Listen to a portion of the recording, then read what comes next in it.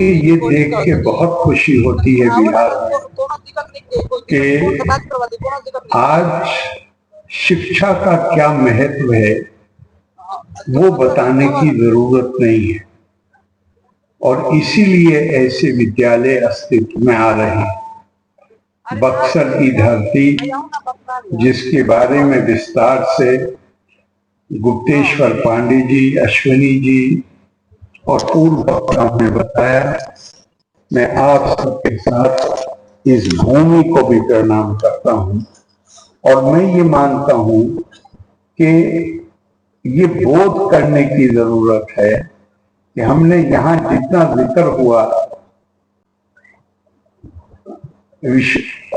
महर्षि विश्वामित्र का, वो राजा दशरथ से उनके लाडलों को मांग कर लेके आए, तो यहाँ पे वो उनका उद्देश्य क्या था?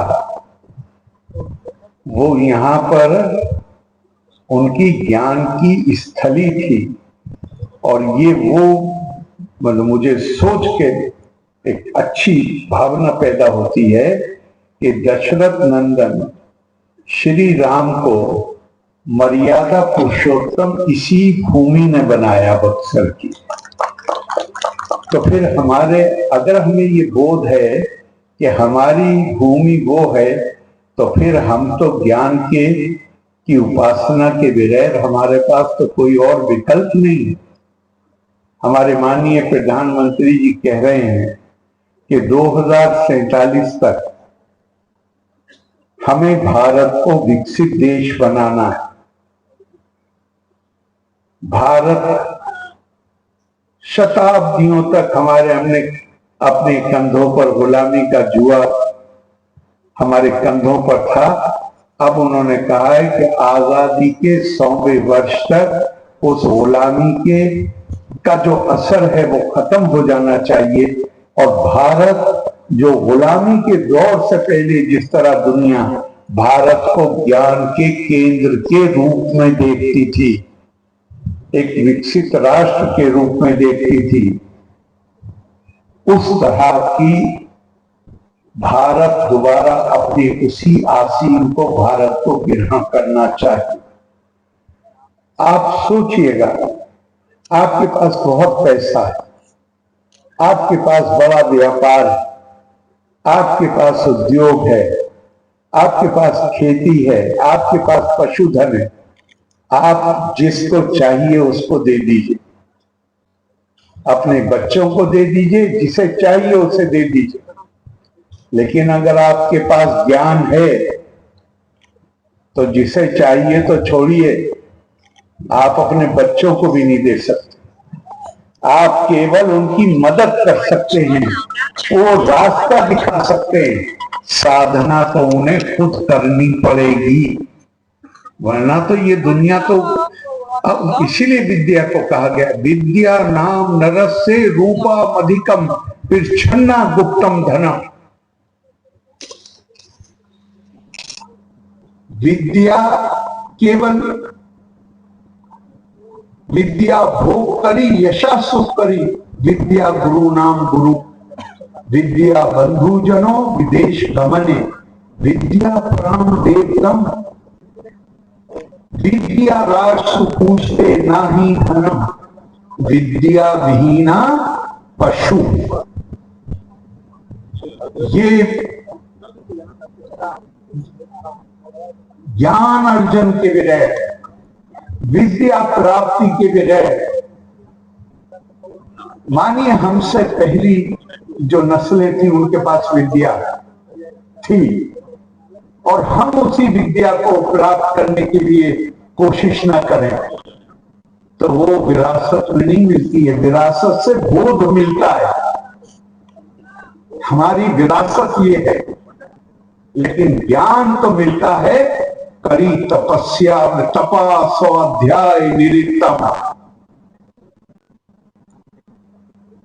विद्या कोई दिन, हमारी संस्कृति हमसे कहती है कि कोई दिन अपना नष्ट नहीं करना चाहिए, कोई क्षण नष्ट नहीं करना चाहिए।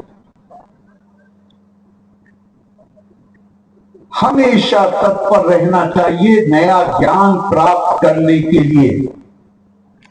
इस दुनिया का नाम क्या है संस्कृत में? जगत। जगत का मतलब क्या है? जो निरंतर गतिशील है। आज जो आपकी समस्याएं हैं उनका समाधान आपके पास हो सकता है, लेकिन ये जगत गतिशील है। कल जो समस्याएं पैदा होंगी, जब तक आपके पास नया ज्ञान नहीं आएगा, आपके पास उन समस्याओं का समाधान नहीं होगा। और जो मैंने कहा, जानवर को आप फिर शिक्षण दे सकते हैं, शिक्षा तो केवल इंसान को दी जा सकती है।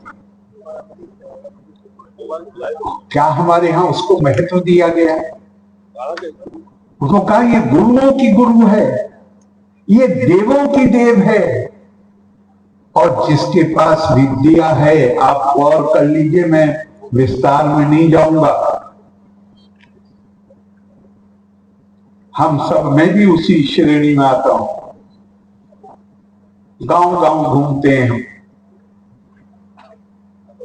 आपका वोट लेके विधानसभा में और पार्लियामेंट में जाते हैं, लेकिन जिसके पास ज्ञान होता है, जिसे केवल पढ़ना नहीं, जिसे लिखना आता है,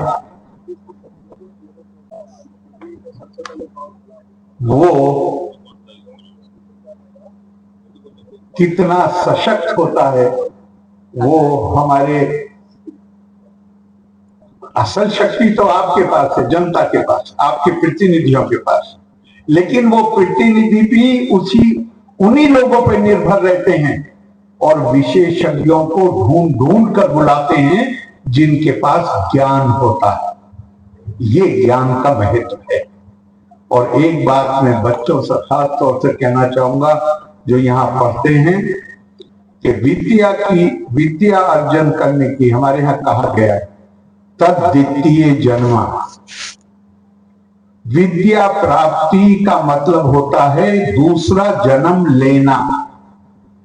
ये क्यों कहा गया?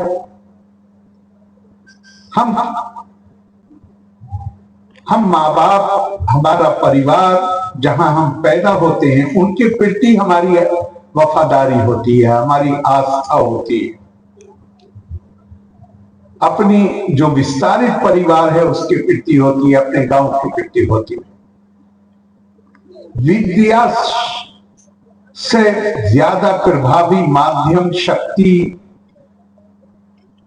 सशक्त बनाने का कोई और नहीं है। लेकिन भारतीय कल्पना में विद्या केवल सशक्तिकरण का माध्यम नहीं है, बल्कि मुक्ति का माध्यम भी है। या विद्या सा विमुक्त है। कर्म वो है जो बंधन में न बांधे, और विद्या वो है जो बंधनों से मुक्त करे। वो बंधन क्या है? हाँ, उस सब जगह वही एक ही बात है। मैं कहीं से भी उसको उद्धृत करूं, आदि शंकरा ने क्या खूबसूरती से उसको परिभाषित किया। ये बंधन क्या है? न मैं द्वेष रागो, न मैं लोभ मोहो, मदो मैंने मास्तर्य भावा, न धर्मो न चार्थो न कामो न मोक्षा, चिदानंद रूपा शिवो। जब आप जो ये बुनियादी, इन्हीं को हमारी जैन परंपरा में कहा गया है कि जिन वो है महावीर, वीर तो वो है जो दूसरे को हरा दे, जो अपनी इंद्रियों को काबू में कर ले, जो मोह द्वेष लाभ इससे ऊपर उठ जाए, फिर उसके लिए न धर्मो न चार्थो न कामो न मोक्ष, कोई चीज की जरूरत नहीं रहती। उसको मुक्ति मिल गई। तो विद्या सच अकेले केवल नौकरी ढूंढने का साधन नहीं है। विद्या हमारी परंपरा में विद्या मुक्ति का साधन है। और वो मुक्ति के लिए सबसे चीज जरूरी क्या है? उसमें अहंकार से मुक्ति भी शामिल है। क्या कहा गया? विद्या ददाति विनयम, विनयाद याति पात्रतम, पात्रत्वम आपनोति धनम, धनात् धर्मम ततो सुखम। जिसके अंदर विनम्रता आ जाएगी, जो विद्या को सही तरीके से, इससे पहले एक और बात कह दी, तेजस्विनावधीतमस्तु, जो विद्या अर्जित करो वो विद्या इतना आत्मसात करो उसे कि वो तेज बनकर उसका प्रकटीकरण होने लगे। आपका अपना जीवन भी आलोकित हो, समाज का जीवन भी आलोकित हो और देश भी उससे आलोकित हो, मानवता आलोकित। और कैसे संभव है? उसे विद्या का जो फल है वो है विनम्रता, विनय। और विनय जिसके अंदर आ गया उसके अंदर योग्यता आ गई, क्षमता आ गई। जिसके अंदर योग्यता